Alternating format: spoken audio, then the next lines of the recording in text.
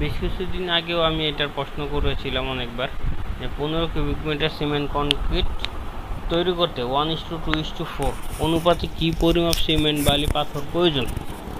আমার বলছে কি প্রশ্নতে 15 কিউবিক মিটার, এই যে 15 কিউবিক মিটার, 15 কিউবিক মিটারের সাথে আমি ডাই ভলিউম নিছি হচ্ছে 1.54। এটা সবসময় আপনারা কিউবিক মিটারের সাথে 1.54 গুণ করবেন। গুণ করার পরে যেই ভলিউমটা, সেই ভলিউম হচ্ছে আমার 13.10।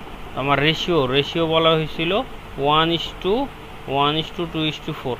এটা তিনটা যোগ করলে আসে 7। তো সিমেন্টের ক্ষেত্রে আমার কি হবে, যেহেতু এটা আমার টোটাল, এটার সাথে ইন্টু হলো 1/7 ইন্টু হলো 30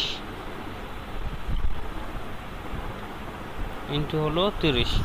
এখন হলো সেই সূত্র, ওটাকে ফালায় ক্যালকুলেশন করবেন। ক্যালকুলেশন করলে দেখবেন 99 চলে আসছে।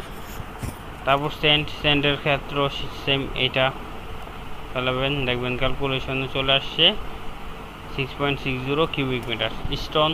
স্টোনের ক্ষেত্রে একই রকম 13.20। তেমন হলো সিমেন্ট লাগতেছে আমার 99 মানে 100 ব্যাগ। স্যান্ড হলো 6.6 কিউবিক মিটার, স্টোন হলো 13.20 কিউবিক মিটার।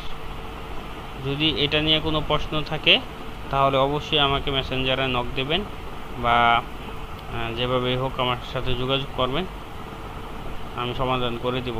ধন্যবাদ সবাইকে।